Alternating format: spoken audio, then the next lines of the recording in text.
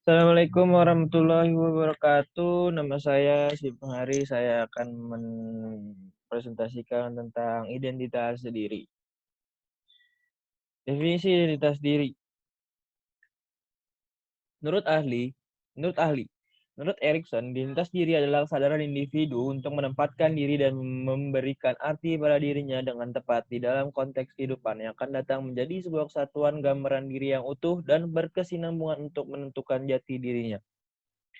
Menurut Handoko dan Subandi, identitas diri seseorang adalah sebuah model kognitif bagaimana orang tersebut memproses dan mengolah berbagai hal yang relevan dengan identitas diri. Identitas dapat diartikan sebagai tata hidup tertentu yang sudah dibentuk pada masa-masa sebelumnya dan menentukan peran sosial yang manakah yang harus dijalankan. Identitas merupakan hasil yang diperoleh pada remaja, tapi masih akan terus mengalami perubahan dan pembaharuan. Adams dan Gulota. Identity is a complex physiological phenomenon. It might be thought of as the person in personality. It includes our own interpretation of early childhood identification with important individual in our life. It includes a sense of direction, a commitment, and trust in a person ideal. A sense of identity integrates sexual identification, individu ideology, accept group norms and standards, and much more. Bentukan identitas diri. Pembentukan identitas diri pada masa remaja merupakan masa paling penting karena tugas dari perkembangan remaja adalah penyesuaian diri dengan perubahan dirinya, baik fisik maupun psikologis, memantapkan kemandirian dan perilaku, dapat menerima tata tertib perilaku, memahami tata nilai, dan memantapkan identitas, menurut Afrianti dan kawan-kawan. Pembentukan identitas diri merupakan suatu proses mengenal dan memahami dirinya sendiri untuk menemukan jati dirinya sendiri. Sebagai seseorang yang unik dan berbeda dengan yang lain, sebagai bekal seseorang untuk di depan remaja di masa mendatang dan menyesuaikan perannya di masyarakat. Aspek-aspek identitas diri. Aspek identitas diri menurut Marcia. 1. Identity achievement. 2. Identity foreclosure. 3. Identity moratorium. 4. Identity diffusion. 1. Identity achievement.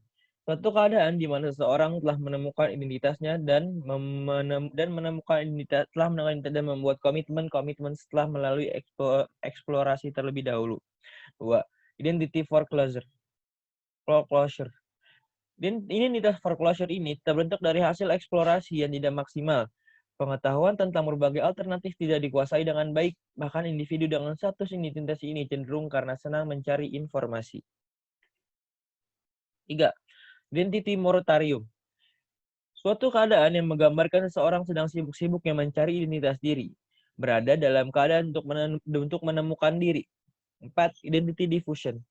Suatu keadaan di mana seseorang kehilangan arah, dia tidak melakukan eksplorasi dan tidak mempunyai komitmen terhadap peran-peran tertentu, sehingga mereka tidak dapat menemukan identitas dirinya. Faktor yang mempengaruhi identitas diri. Menurut Sandrock, identitas diri dipengaruhi oleh beberapa faktor di antaranya. 1. Pengaruh keluarga. 2. Identitas budaya dan etnis. 3. Jenis kelamin. Pengaruh keluarga terhadap identitas. Dalam studi-studi yang mengaitkan perkembangan identitas dengan gaya pengasuhan ditemukan bahwa orang tua demokratis yang mendorong remaja untuk berpartisipasi dalam pengambilan keputusan akan mengembangkan identity achievement. Orang tua autokratis yang mengontrol perilaku remaja dan tidak memberikan peluang kepadanya untuk mengekspresikan pendapat akan mengembangkan identity foreclosure. Orang tua permisif yang kurang memberikan bimbingan dan membiarkan remaja untuk membuat keputusan sendiri akan mengembangkan identity diffusion. 2.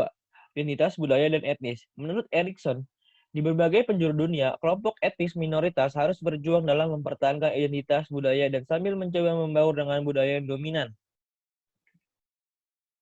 3. Jenis kelamin. Menurut Erikson, laki-laki terutama berorientasi pada karir dan komitmen ideologi. Sementara perempuan terutama berorientasi pada perkawinan dan pengasuhan anak.